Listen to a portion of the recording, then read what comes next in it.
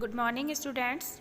आज हम हमारी संस्कृत पाठ्य पुस्तिका रुचिरा भाग 3 के 15वें पाठ, जिसका शीर्षक है प्रहेलिका अर्थात पहेलियाँ, इसके हिंदी अनुवाद को करने जा रहे हैं। इस पाठ के अंतर्गत पहेलियाँ दी गई हैं।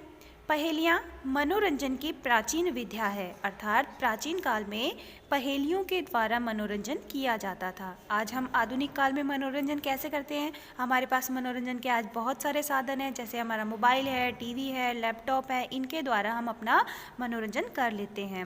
लेकिन प्राचीन काल में शिकार, पहेलियाँ आदि चीज़ें ही मनोरंजन के काम आती थी, तो उनमें से ही पहेली भी एक मनोरंजन की एक विधा है। ये प्राय विश्व की सारी भाषाओं में उपलब्ध हैं। संस्कृत के कवियों ने इस परंपरा को अत्यंत समृद्ध किया है, अर्थात विश्व की सभी भाषाओं में पहेलियाँ मिल जाती हैं, लेकिन संस्कृत में कवियों ने इसको और अधिक इसका प्रसार किया है। पहेलियाँ जहाँ हमें आनंद देती हैं, वहीं हमारी सूझबूझ, हमारी मानसिक व बौद्धिक प्रक्रिया को तीव्र बनाती हैं।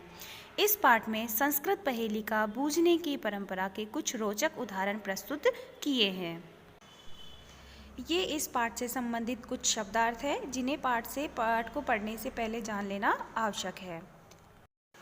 हमारी सबसे पहली पहेली है, कस्तूरी जायते कस्मात् को हन्ति करीणाम कुलम किम कुर्यात् कातरो युद्धे मृगात् सिंह पलायते। अर्थात कस्तूरी जायते कस्मात्, इसका हिंदी अनुवाद हो गया, कस्तूरी कस्मात् कहाँ से या किस से, जायते प्राप्त होती है, अर्थात कस्तूरी किससे मिलती है। को हन्ति कौन खत्म करता है या कौन मारता है। करीणाम कुलम, करीणाम यानी हाथियों के, कुलम यानी झुंड को, अर्थात हाथियों के झुंड को कौन खत्म करता है। किम कुर्यात् क्या करते हैं। कातरो कायर व्यक्ति, युद्धे युद्ध में, अर्थात युद्ध में कायर क्या करते हैं। मृगात् मृग से, सिंह सिंह, पलायते भागते हैं। तो जो तीनों जो पहेलियां हैं, उनका उत्तर हमें अंतिम पंक्ति में दिया गया है। यानी देखिए, कस्मात् जायते कस्तूरी, कस्मात् यानी कहाँ से कस्तूरी प्राप्त होती है, तो इसका उत्तर होगा मृगात यानी मृग से, अर्थात हिरण से। हाथियों के झुंड को कौन खत्म करता है। सिंह, अर्थात सिंह या शेर।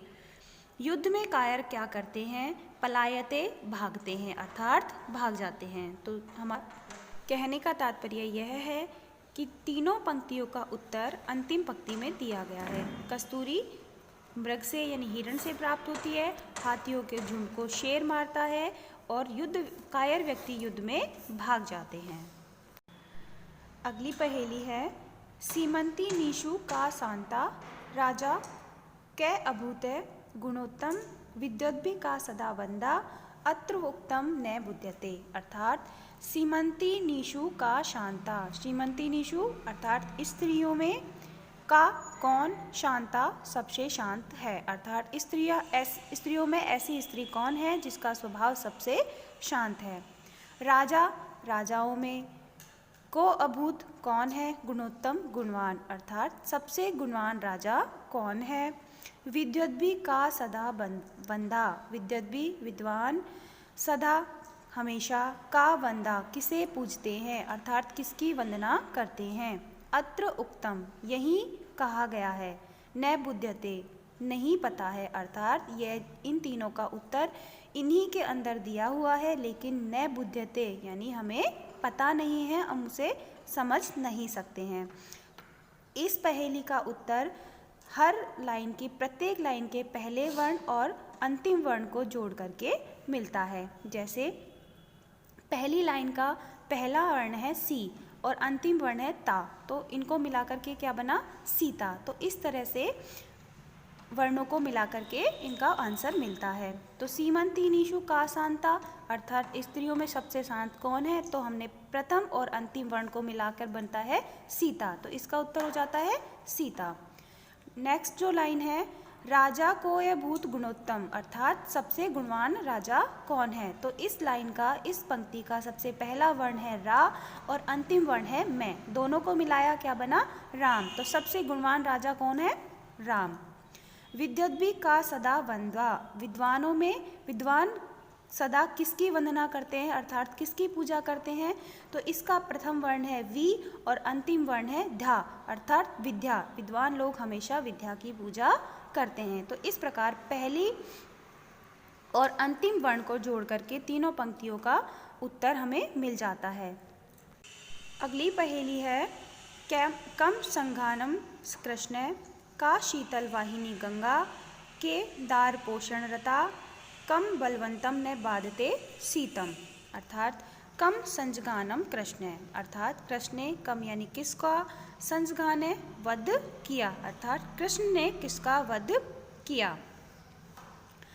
का शीतल वाहिनी गंगा, गंगा कम कहाँ, शीतल वाहिनी ठंडी धारा वाली है। शीतल का अर्थ होता है ठंडा और वाहिनी यानी धारा वाली है। गंगा कहाँ पर ठंडी धारा वाली है अर्थात गंगा का पानी सबसे ठंडा कहाँ पर होता है।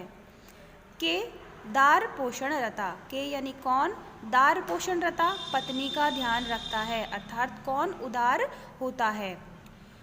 कम बलवंतम न बाधते शीतम, कम यानी किस, बलवंतम बलवान को, न बाधते नहीं बाधित करती है, शीतम यानी ठंड अर्थात किस बलवान को ठंड बाधित नहीं करती है अर्थात किससे ठंड नहीं लगती है। तो इस जो पहेली है इसका उत्तर हमें प्रत्येक पंक्ति के पहले और दूसरे शब्द को जोड़ने से मिलेगा। जैसे यहाँ पर पहली पंक्ति का पहला वर्ण है कम और दूसरा वर्ण है से, तो दोनों को मिला करके क्या बना, कंश। तो इसका उत्तर हो गया कृष्ण ने किसका वध किया अर्थात कंश का। ठीक है। दूसरी जो हमारी लाइन है उसका पहला वर्ण है का, दूसरा वर्ण है शी, क्या बन जाता है काशी। तो हमारा प्रश्न क्या है, गंगा कहाँ ठंडी धारा वाली है अर्थात काशी, काशी में, काशी तल वाहिनी यानी काशी के तल में गंगा ठंडी धारा वाली है। केदार पोषण रता अर्थात कौन पत्नी का ध्यान रखता है। तो यहाँ पर उत्तर हो जाएगा के और दार, केदार, केदार जो है अपनी पत्नी का ध्यान रखते हैं। कम बलवंतम न बाधते शीतम, किस बलवान को ठंड नहीं लगती। तो यहाँ पर हो जाएगा पहला वर्ण होगा कम और दूसरा वर्ण हो जाएगा बल अर्थात कंबल, कंबलवंतम, कंबल जिसके पास होता है उस व्यक्ति को ठंड नहीं लगती है। तो इस पहेली का उत्तर हमें पहले और दूसरे वर्ण को मिलाकर के मिलता है। हमारी अगली पहेली है वृक्षाग्रवासी न च पक्षीराजय त्रिनेत्रधारी न च शूलपाणी त्वग्वस्त्रधारी न च सिद्धयोगी जलम च विभन्नम घटो न वेग है, अर्थात वृक्षा अग्रवासी वृक्ष पर है, न च पक्षीराज है लेकिन पक्षियों का राजा नहीं है, अर्थात वृक्ष के सबसे ऊपर विराजमान है लेकिन वह पक्षियों का राजा नहीं है। त्रिनेत्रधारी, तीन नेत्र धारण करने वाला है। न च शूलपाणी, और वह शूलपाणी अर्थात त्रिशूल को धारण करने वाले भगवान शिव नहीं है। त्वग वस्त्रधारी, त्वग यानी छाल के वस्त्र धारण करने वाले हैं परंतु न च सिद्ध योगी, कोई सिद्ध पुरुष अर्थात महात्मा नहीं है। जलम च विभ्रनम घटो न मेघ है, विभ्रनम जलम, विभ्रनम यानी अंदर जल है लेकिन घटो न मेघ है, नहीं तो वह क्या घड़ा है और नहीं मेघ है, अर्थात यहाँ जो हमारी पहेली है उसके बारे में कहा गया है कि वृक्ष के सबसे ऊपर विराजमान है लेकिन वह पक्षियों का राजा नहीं है। त्रिनेत्रधारी है फिर भी वह भगवान शिव नहीं है। छाल के वस्त्र धारण करने वाला है फिर भी वह कोई सिद्ध पुरुष नहीं है। और उसके अंदर जल है लेकिन ना तो वह घड़ा है ना ही वह बादल है, तो वह क्या है, वह है नारियल, यानी नारियल पेड़ के सबसे ऊपर रहता है, तीन नेत्र वाला होता है, छाल के वस्त्र धारण करता है और पानी को भी अपने अंदर धारण करता है। और हमारा अंतिम जो पहेली है वह है भोजना अंते च किम पेयम, अर्थात भोजना अंते भोजन के अंत में किम पेयम क्या पिया जाता है। जयंत है कश्य वे सुत है, जयंत है जयंत, कश्य किसका, सुत पुत्र है अर्थात जयंत किसका पुत्र है। कथम विष्णु पदम प्रोक्तम, कथम विष्णु पदम, विष्णु पद का अर्थ होता है मोक्ष, अर्थात मोक्ष किस प्रकार का है, मोक्ष कैसा कहा गया है। तक्रम शक्रस्य दुर्लभम, तक्रम यानी छाछ, शक्रस्य शक्र का यानी इंद्र का और दुर्लभम यानी कठिन है। अर्थात हमारी जो 3 पंक्तियां हैं उनका उत्तर अंतिम पंक्ति के अंदर दिया गया है। किस प्रकार? ऐसे, भोजना अंते च किम पेयम, भोजन के अंत में क्या पिया जाता है? तक्रम यानी छाछ। जयंत कस्य वे सुतः, जयंत किसका पुत्र है? शक्रस्य अर्थात इंद्र का। और कथम विष्णु पदम प्रोक्तम, मोक्ष कैसा है, मोक्ष किस प्रकार का कहा गया है? दुर्लभम अर्थात कठिन। तो ये हमारे कुछ पहेलियाँ थी जिनका हमने अध्ययन इस पाठ के अंतर्गत किया है और मुझे पूरी उम्मीद है कि आपको ये बहुत अच्छे से समझ में आ गया होगा। इसके जो प्रश्न उत्तर है वो हम अगली क्लास के अंदर करेंगे।